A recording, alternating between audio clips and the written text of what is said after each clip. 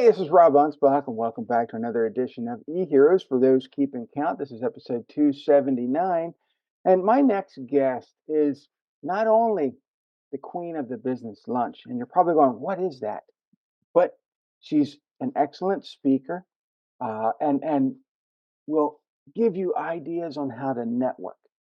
And so I want to bring on Robin Jay, who is the president of the Las Vegas Convention Speakers Association or Speakers Europe. Bureau, and an excellent author, a filmmaker, and she knows some of the awesome people like Jack Canfield and Brian Tracy, and I think this interview is going to be awesome. So welcome, Robin, and thanks for being here.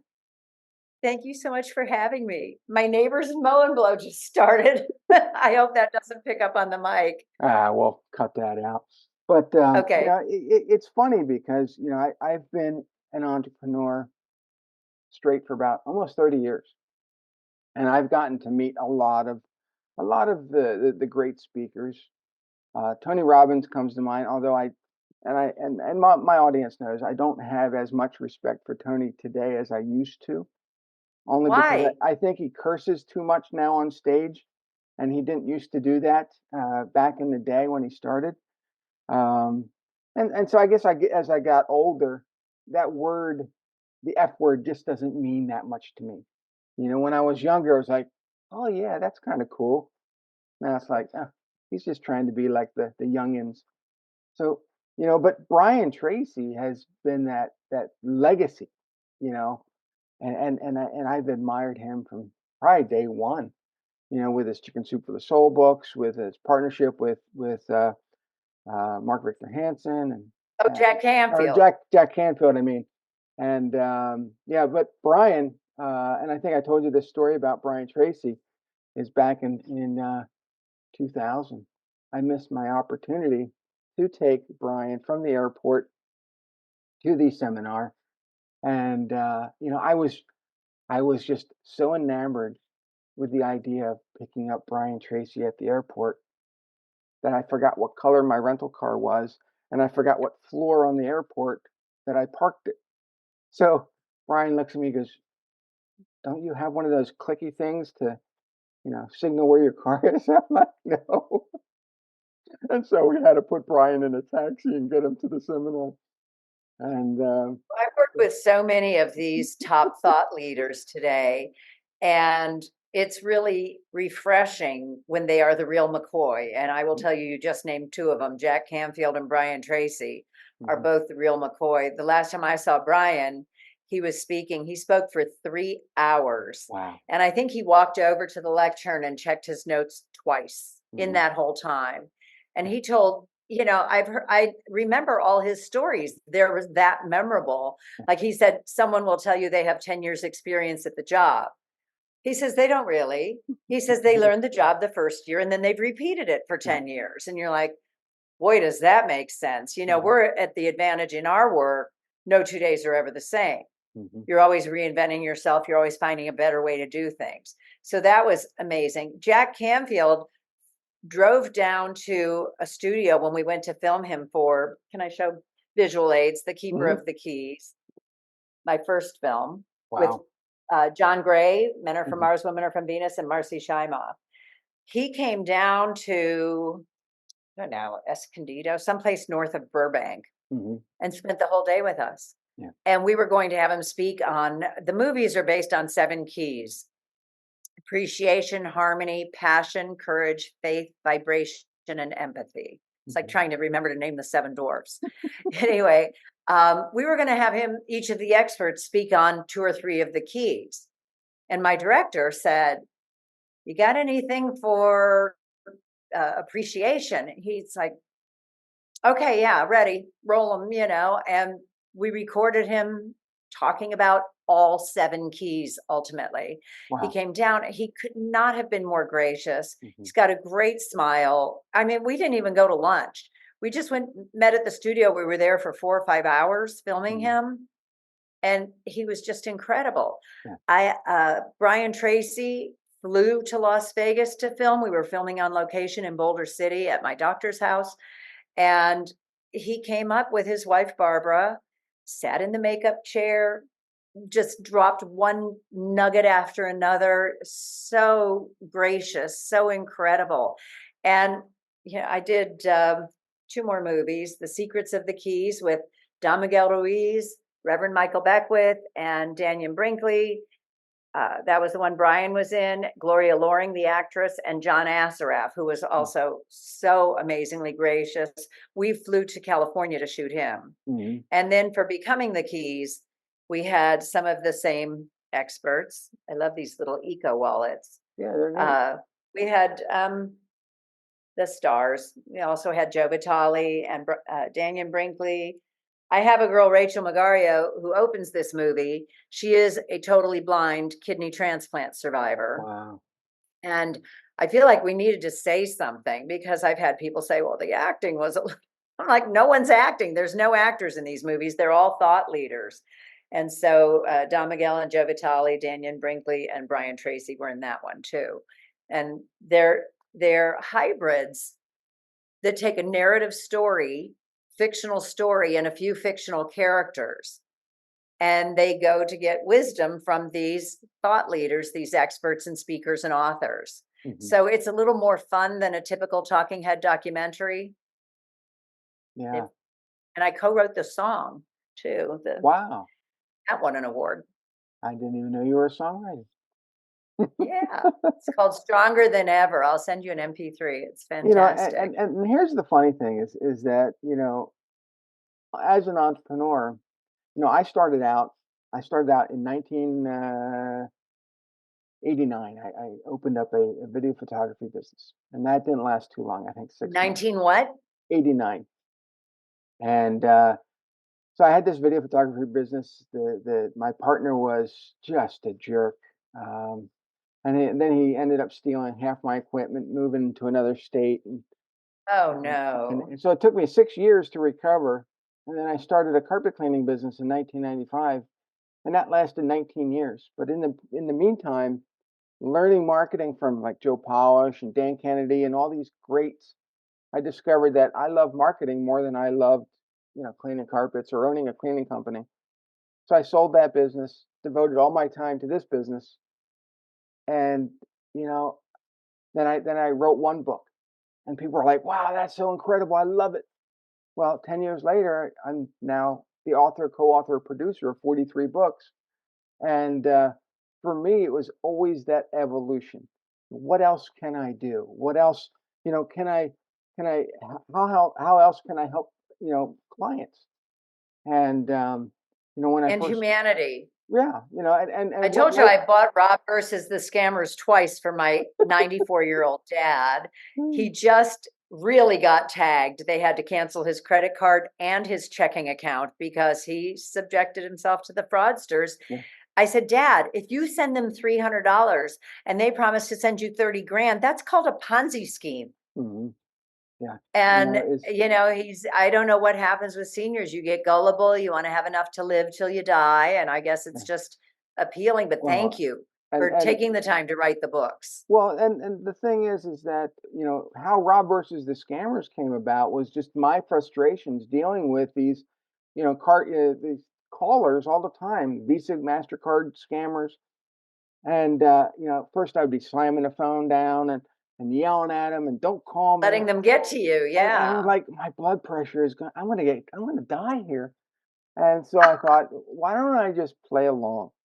You know, why don't let's see how far I can keep What a them great on the phone. shift. So I kept them. I tried to keep them on the phone as long as I could, and I'd be writing the stuff down, and you know, they would get frustrated. I would get them frustrated, and they would call me the F word. They would, you know. So I started sharing these stories out on Facebook, and people were like, "Well, Rob, you gotta make that into a book." So just like, you know, Jack Canfield, Chicken Soup for the Soul, I made all these Rob versus books based on the stories that I was sharing out, you know, battling all these scammers. And after Rob versus the Scammers came out, I thought, wow, I have enough material for another book. So then it was Rob versus the Morons, and then Rob versus Humanity, Rob versus Entitled, and you know, I'm working on two It's more books fantastic. this year. So after this year, there'll be 10 books out there, and I was Good approached for you. Good after, for I you. think it And was, there's times I see your post on Facebook and it makes me laugh out loud and yeah, just sets my day right. And I'm like, I it got to was, call dad and tell him this.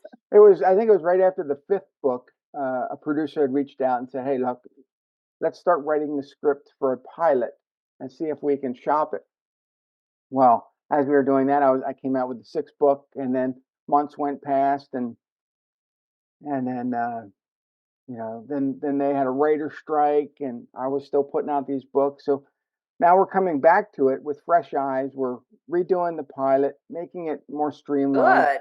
getting it back out there, and hopefully, in a year or two, maybe it reaches Hollywood. Someone says, "Hey, let's do this," and that'll be awesome. Have But you thought of a YouTube channel of doing that instead?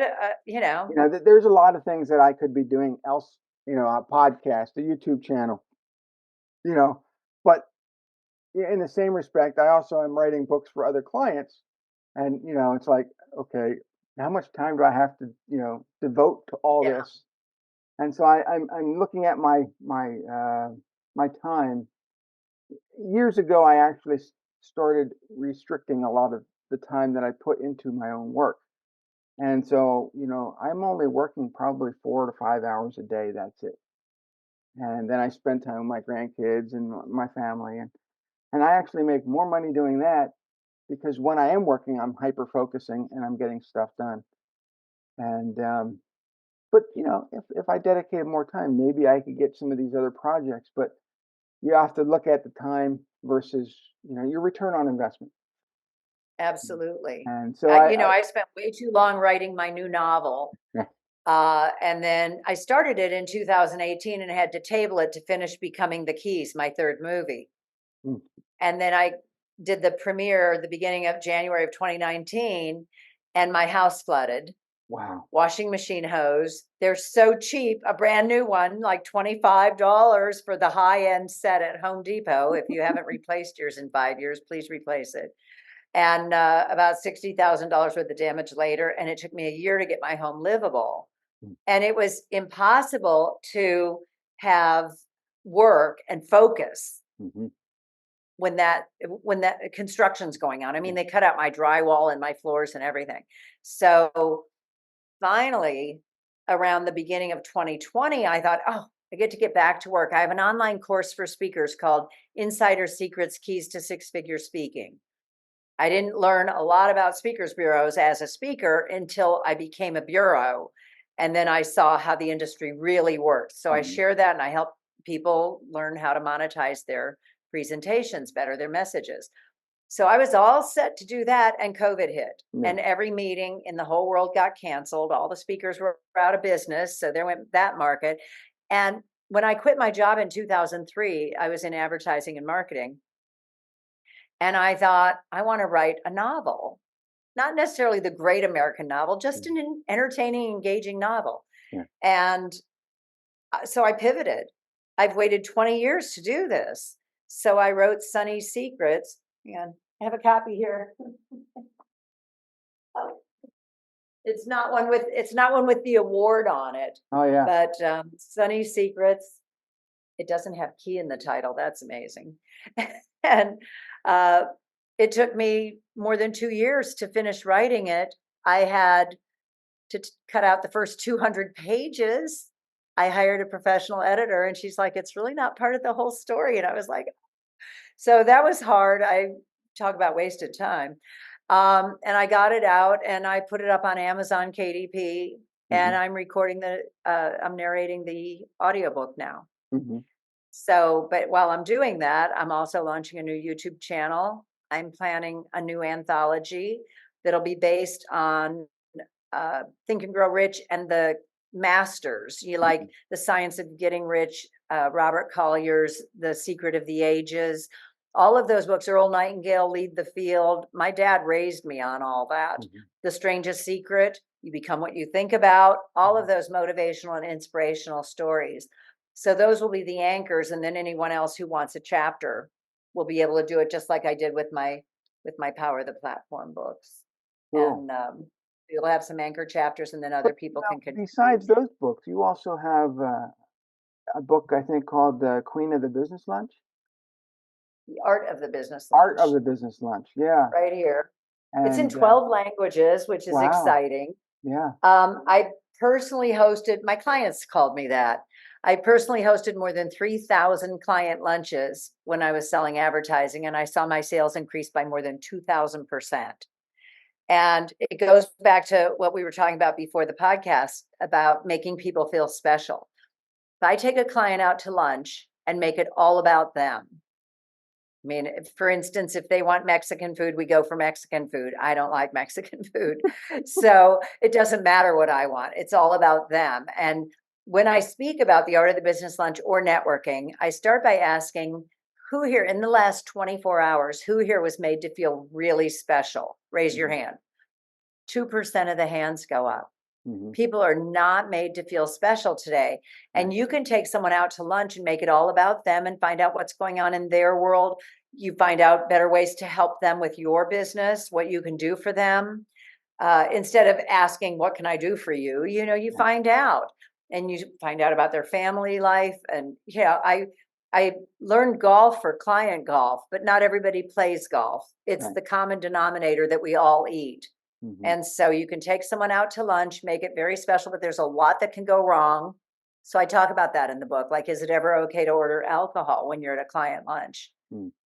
And when to bring up the subject of business and how to pay for the check discreetly and the topic of casual conversation and how to dress, everything, every aspect of it. I had a guy ask me one time, if I'm out to lunch with clients, he goes, how do I excuse myself to go use the restroom? Adults don't know these things, that's not in the book, but I told him, I said, here's what you do. You say, excuse me, I'll be right back.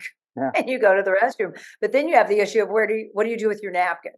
Mm. Do you put it on your seat? Now you have butt napkin to wipe your mouth with, you hang it over the back of your chair and hope no one had dandruff. If you put it on the table, actually your server in a nice restaurant will bring you a fresh napkin. Mm. Sometimes they'll fold your napkin and now their hands have been all over it and you're going to Yeah. dab your mouth with it. So there's a lot that can go wrong with the business lunch, but that's how it came to be. I remember when I went out to Vegas to speak, Joe Sugarman took me out to lunch, and Love him. he Blue was a blockers. yeah, blue blocker sunglasses. He was a really nice guy. He died what 2 years ago, and I was I'm glad I had the opportunity not only to interview him but to meet with him, to have lunch with him, and he must have taken all his guests always to the same restaurant because the people there knew him by name. He always sat at the Do you right remember where it table. was? It was some Chinese buffet type thing, and I don't remember the name. It was back in 2010, and no, not 10, in 2014, because it was right after my first book came out. When I And was president of Women in Communications, I brought him in as a speaker. And he handed me everything that he didn't sell, one of everything, and I had it on my bookcase forever yeah, on copywriting and successful marketing. He really was unique and he had a yeah. lot of wisdom to share. I think on Nice my guy. bookshelf somewhere there's a couple of his books, but I I just lost a lot. I lost a lot in the flood, Rob. yeah, he I just lost a lot of books. he wrote a lot of great stuff, and anybody listening, please, Google Joe Sugarman. You'll see that I wrote a bunch of articles about Joe. I have an interview. You can go watch it, or not watch it, listen to it because it was audio only at the time. Um, but yeah, the stories he shared, and he would come up on stage, and it was never a speech. It was always him sharing stories, and that's how I started emulating him because yes, Mhm. a lot of guys out there, a lot of guys and girls will do this canned speech over and over and over again, and you're like, I've heard that already. What? Or they'll stand up there with the clicker and go through slides, and I'm like, really? By PowerPoint. You could have It's just emailed it to me, But yeah. when Hey, Joe I stands up, signed up. I just took a class with I shouldn't say UNLV continuing education hmm on setting up like an Etsy store or an online shopping store. I was fascinated by it, and the class was like $150 for 4 weeks. The guy, the teacher, had a PowerPoint, and the entire class for 3 hours every Thursday was him reading his PowerPoint back to you. And I complained to the school. I said, he could just send me the PowerPoint, but here's where the bar has changed. I watch a lot of YouTube. I got rid of my regular TV. I don't have streaming cable or anything. I have YouTube and I have Amazon Prime. Mm-hmm. So I will watch obsessively videos on YouTube that are in my realm of interest. Mm-hmm. And what happens is if you're a successful YouTuber, whether you're a doctor or other kind of expert, you're either really good or no one's watching you. And so I watch doctors talk about, like Nick Norwitz just did a thing on Oreos versus statins for high cholesterol. It was meant to be outrageous. He's adorable. I love to watch him. He's very professional, incredibly eloquent, which I really crave in speakers. And just choose a few new words, right? Mm-hmm. And I'll watch things about keto and the keto twins and all kinds of people who are giving advice. And it's really helped me a lot Mm-hmm. on my personal journey with losing weight and doing keto. And the bar is just so high that you've got this professor who has a captive audience and he's making his money, whether anyone enjoys it or not. YouTubers go, be sure to like the video and subscribe. And I'm like, I pause it for a minute so I can go up and like it. And I subscribe. I watch a lot of golfers on YouTube too. All the big golfers. There actually Live Golf is in Las Vegas this weekend, along with the Super Bowl. Wow. So I'm staying home all weekend. Well, and But that's it the just thing raised about the bar, Rob. that's the thing about whether it be on YouTube, whether it be speakers, whether it be Toastmasters, whatever you're doing, do it with passion. Do it with this the joy that you have of that product or that Enthusiasm. enthusiasm. Yeah, I see so many of them. They'll start their video. In this video, we're going to discuss. Who cares? We already know it's a That's video. Toastmasters. I hate to say it, but tell them what you're going to tell them, and then tell them what you told them. Yeah, Gloria Loring, in my second movie, she was on Days of Our Lives, I think. Gloria talked about enthusiasm. She also talked about grief. She lost her parents 3 months apart. And her segment is so compelling. And she talks about enthusiasm. Be enthusiastic about whatever you're doing. And, people think they don't have the luxury to quit their job. I quit a 6-figure sales job to try my hand at writing, to write The Art of the Business Lunch. I went to the Maui Writers Conference in 2003. I'd never been in a room with 1,100 people who were like-minded in my whole life. The room was buzzing. It was like electric. You could just feel everybody was so excited to be there. Mm-hmm. And I came home and I really got busy on my book. Yeah. And 2 months later, I resigned. Mm-hmm. I said, I want to finish my book and get it out there. And it's been scary. And, it's not for the faint of heart. That's for sure. It's entrepreneurism by itself is a big risk. And, for me, doing it for almost 30 years, is a testament to my stubbornness, because I don't want to work for someone else. I have my own ideas. I want to put them into action, and I try things every single day. And then people say, they'll come to me, well, Rob, you wrote so many books. You do all this stuff. You write these blogs. You're like this machine. No, I just develop systems that I know how to produce content really quickly, and I get it out there. That's a good system. And That should be your next book, How to Write. right. Accomplish a lot quickly. But there's so many naysayers out there that are trying to push people down, and I just try to encourage people to keep going. Yeah, and being an entrepreneur is it's not a short game. No. It takes a long time to be popular, to be productive, to make money. And I think a lot of people just they don't get it. And I see the same people time and time again at these conventions, these seminars, all thirsty for this information, and yet they don't put it into action. And then next year they're back at the same seminar. I'm like, what are you doing? Are you getting anything out of this? They're looking for the hope. My cousin came and stayed with me. She was from Cleveland, and she asked me, she goes, "How do you know what to do when you get to your desk?" She was a police dispatcher for 32 years. So she sat down and started answering calls, right? She goes, "How do you know what to do when you come to your desk in the morning?" Hmm. I said, "It's never a question of what to do. It's what do I do first?" Yeah. That's all you got to figure out, and then put one foot after the other. And the next thing I've become such a creator, a content creator. My weakness would probably be marketing, Yeah. to get them out there sufficiently. And that's, budget things. I really throw myself into these books, into getting the right people, doing the best I can, Hmm. blowing out my budget on the movies and so on. But I'm not Cecil B. DeMille, but I wanted to make the best movie I could. My first film, I had Stephen Simon as my mentor. Hmm. He's also known as Stephen Deutsch. He did a few movies you might have heard of called Somewhere in Time Hmm. with Christopher Reeve and Jane Seymour. He did What Dreams May Come with Robin Williams and Cuba Gooding Jr. He also did things like Bill and Ted's Excellent Adventure and some others, to make money. And he left Hollywood and moved to Oregon. And I called him.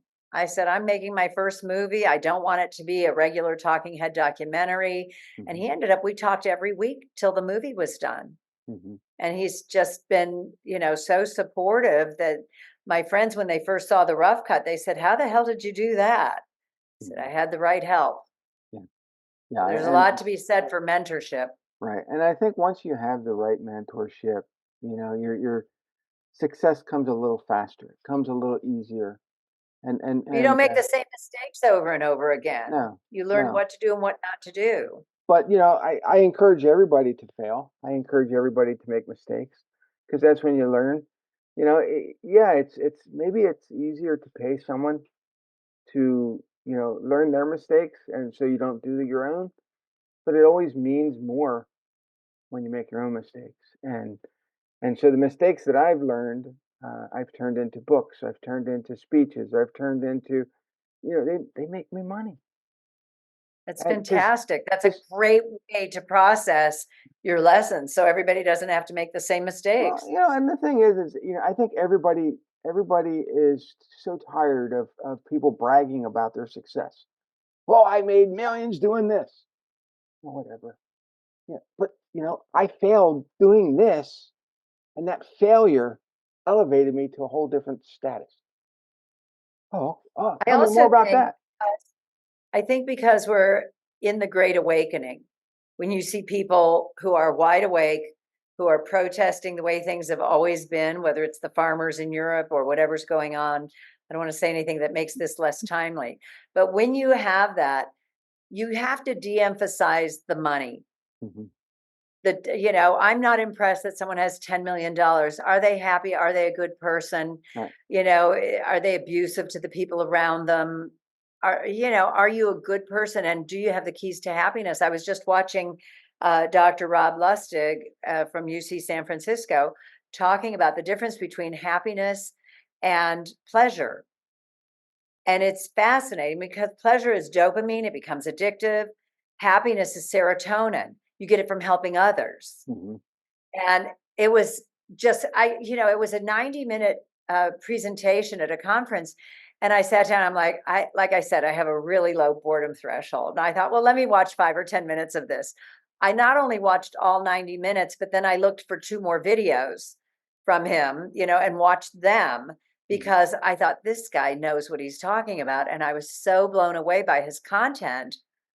And you learn that, and it's not just about the money, bigger, better, more. And it's funny because on my Facebook feed, all I get are ads Hmm. and people standing next to their helicopter, Yeah. people next to their sports car, and follow my method to sell more books. And it's I have no interest in that, but Facebook listens and must think I care. Yeah. They're listening to me all the time. I have entrepreneurs come to me and they say, Rob, I'm struggling. What can I do? I said, look, here's a free book. And my newest book is based on interviews I did with Steve Gamlin, the unscripted, unfiltered, unwoo, unguru. because I don't want people to think of me as a guru. I just want them to think of me as this successful entrepreneur who made it, and I'm And who willing to can help give you that book to help you, and it's not going to cost you anything. If you want it, here it is. I want you to learn. And I'm 55 years old, and my whole thing is what am I going to be remembered about, or for, or did, and so these books are my gift to the next generation. And That I is think so sweet. I, You I have think kids too, right? I have kids and grandkids, and the thing is, I think too many people write a book thinking that they're going to make billions. They're going to be the next, J.K. Rowling. And I'm going to tell you that most books don't work that way, especially business Right. books, especially you telling your story, to educate the next person. Those books are geared to leaving your legacy to the next generation so they can learn from you. They have nothing to do with making gobs of money and getting famous. I use all my books as kind of what they call a back end build. I'm not going to make money selling the books. I'm going to make money from people reading the books and hiring me to do consulting, to do speaking, to do whatever. But I think people Absolutely. As forget that. president as president of the Speakers Bureau, I've encountered a lot of speakers that will speak for free Hmm. because they want that platform. They want to get new consulting clients. They Hmm. want to get new clients. They don't care if they're getting $5 or $10 or $20,000 for a keynote speech. That's not their end purpose in speaking. They're up there just to show you how much they know, what they can do for you. And that's one of the biggest, most pivotal changes that I share with speakers in Insider Secrets in my online course is that you're there to share the what and the why, and then you sell the how. Hmm. It's a game changer. It's a game changer. And also, I will tell you, I had another a different book, and I took The Art of the Business Lunch, and I took this other book that was $20 in a suitcase to go speak at 6:37 in the morning. I'm not a morning person. And I spent 2 days customizing my PowerPoint, speaking on networking for 20, 25 minutes, got up 6 o'clock in the morning trying to glue the eyelashes on. And I drove, thank goodness it was on this side of town. And I drove over to the country club and had to rearrange the tables, the big round banquet tables, because the room was set up all wrong. So I did that. I brought my own screen and my projector, got everything ready. People started showing up around 6:45. I ended up selling everything I brought, which made me very happy in this, till I thought about it. And my Art of the Business Lunch books cost me $8. It's with a publisher. Hmm. So I get 50% off cover price. Amazon gets 60% off. Hmm. So I pay like $7.50 in shipping from New Jersey. So $8, and it sells for $14.99. The other book I had, I think I paid $6 for, and it sells for $20. Hmm. So do the math. I have a wheelaboard, a little rolling suitcase. It was filled. It was empty going home. I was so happy. And then I thought, okay, let's see. I've been working on this for 4 days. Of course, I was wiped out and had to come home and do absolutely nothing for the whole rest of the day. So figure 3 days. I sold $400 in books. I netted probably less than 200 over 3 days. Hmm. That's not a living. Hmm. That that is the kind where you're like, I'm driving home singing, going, "Oh, I sold everything." Oh, dang it. Because when you really do the math and you see that this is not a moneymaker, Hmm. but there's ways that you can monetize speaking for free if you do pick up a new client. Hmm. And that's what you need to do. And I used to say when I speak, by the time you leave here, you too will be a business lunch expert. Hmm. I don't mind sharing that. I don't Yeah. need clients who will hire me to teach them how to do a business lunch. So I like that. But for everything else, to become a better speaker, to become a successful speaker, a successful author, I do publishing for them. And if I get a client for that, I'm totally happy. Yeah. I've gone to so many different conferences and listened to so many different people. And I can tell the ones that have been doing it for a long time. They're more natural. They're I can't say they're graceful, but they're willing to do things that, you know, maybe it, and I can go back to Tony Robbins. He's at this point where he can offend people, and those that are triggered aren't going to buy from him, you know. Right. But the speakers like Dan Kennedy who still use an overhead projector, like, dude, get to the century here. But people, they watch him and they're They're attuned to hanging on him, every word. right? And Yeah. and it's like, okay, but that's his stick. And then you have others that get up there and they rattle on so quickly. You're like, what what did they say? What they just say. Hey, I Yeah. spoke at the IECSC, the Salon International Conference of Beauty Salons or something. I don't know. And I went to the guy who had hired me and I said, I think it went really well. He goes, it absolutely did. I said, well, you only popped in the room for a minute. He goes, Robin, they were sitting on the floor. I had people 3 deep around the perimeter of the room, hanging on every word. And it was funny because I told a story about a friend of mine. I hope she never watches this. She doesn't know. It was all ad lib. It was hilarious, but she had talked to me the day before and she owned stock. They sold the company. So, of course, they had to sell her stock. And she got a check for $18,000 and an email the next day that she got 18,000. And she called me to tell me it was the worst day of her life because she didn't want to sell that stock. And I'm like, but it didn't exist anymore. You can't be the only one who owns the stock in the company. I said, wait, let me get this straight. I said, you woke up this morning and found out you had $18,000 that you didn't have when you went to bed last night. She says, yeah. I said, and today is the worst day of your life? She said, yeah. And I said, her mother died a few months before. You might think that would have been the worst day ever. They were howling Mhm. because the absurdity of it all. Do you even hear what you're saying? And so sometimes if something happens, right before you're taking the stage, it can be just so fantastic. I am like, it's all about attitude. Yeah, And if you're having a lousy day, think again. when I take the stage now, usually I'll have some time prior that I can actually talk to people before, like when we're on recess or we're out in the hallway or something, and I Right, get to know right. people, That's good to and do. I'll listen to their stories, and then when I get up on stage, I try to incorporate that interaction up on stage, and people are like, ah, Yeah. he Well, paid you're attention making to them me. feel special too. You're making them feel special, but you're also making them feel important in that what they told you was worth sharing. Hmm. If it was that kind of story, you should always work a room before you take the stage Hmm. just to get a feel for what everyone's looking for. Yeah, and I think early on when I started speaking, I didn't do that, and I just came there with a purpose, with a speech, whether it worked or not, I didn't care. But I think that's what made me freeze up because it was not natural. It didn't feel Right. right for me. And so as I started progressing through this transition of being a speaker, I needed to do it one I needed to do it on my terms, but two I needed to interact. I needed to learn the crowd. I needed to, develop my stories.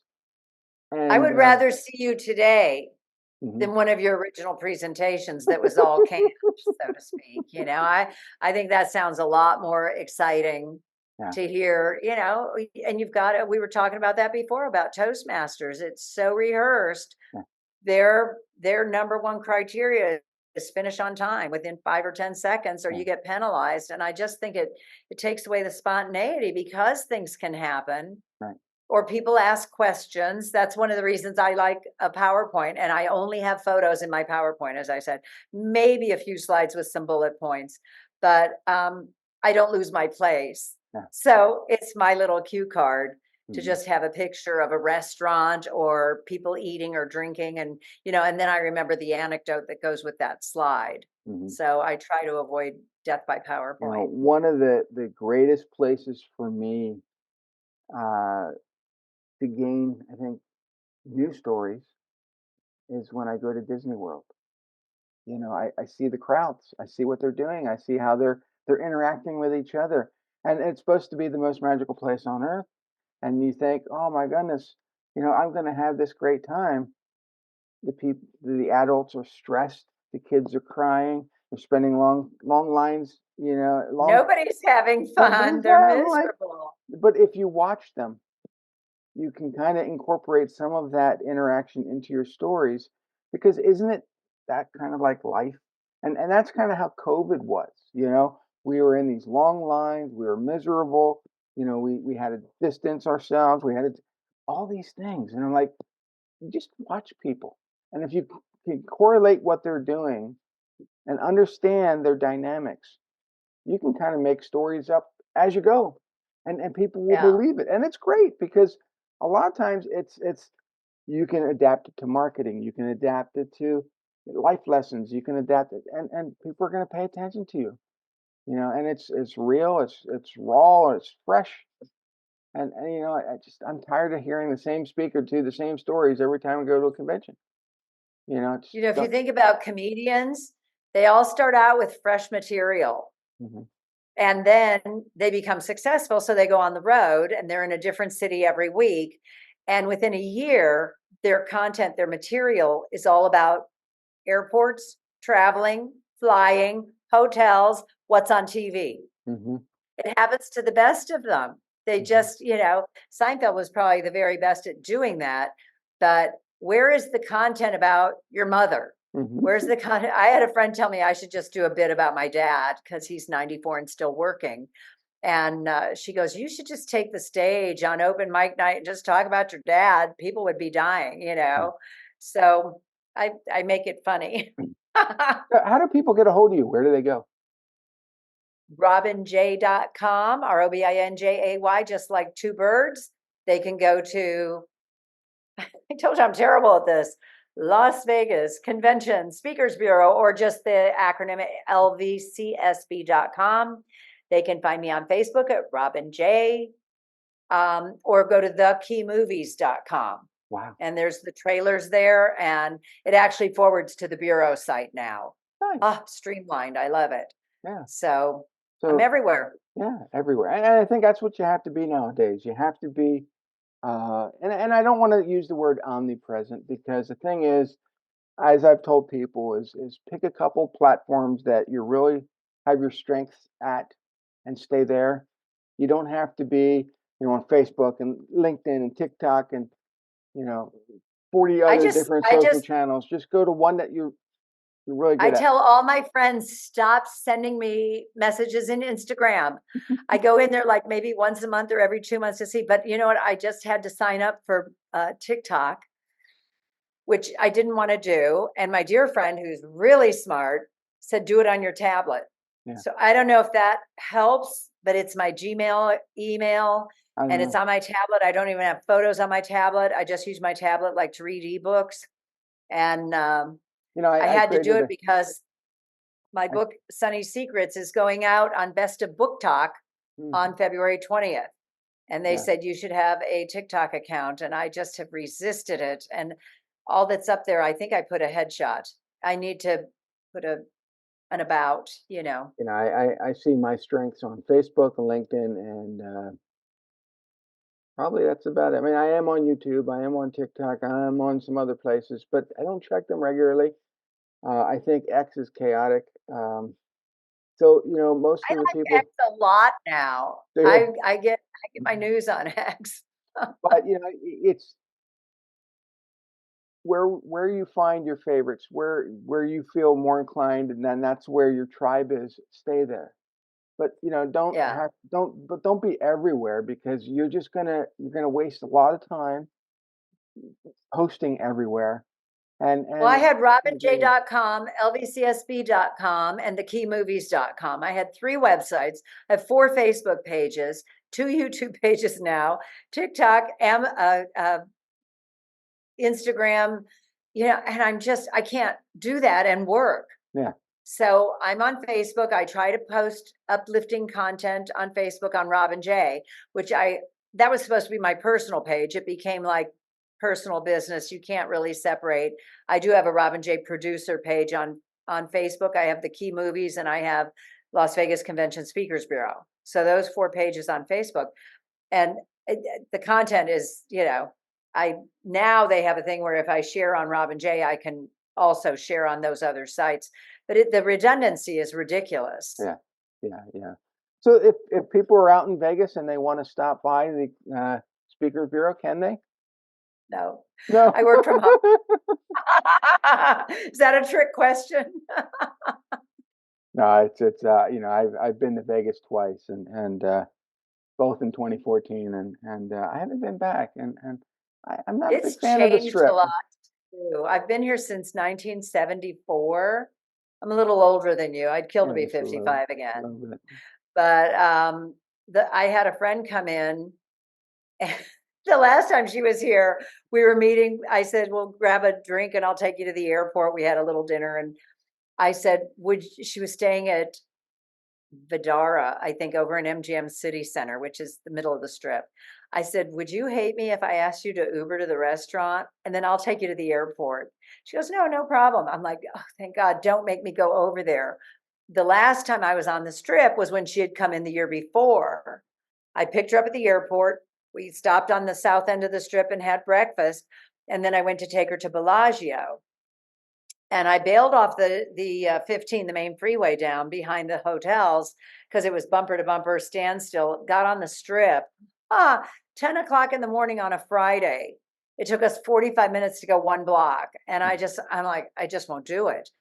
There used to be better ways to go in the back way to access the strip hotels, but that's it. I would rather, go to a local bar and have a burger than go to the strip and have Gordon Ramsay cook for me personally. No offense, Gordon, wherever you are. But it just, it's for tourists now. And Yeah. I heard with the Formula One that was here a couple months ago, it was a nightmare. People working on the strip had to add an extra 2 or 3 hours to their day just to get to their property. Wow. Wow. It's a tourist. It's like Lahaina Town or something where Fremont Street, anything it's just all built up. When I moved here, you could drive down Fremont Street. Yeah.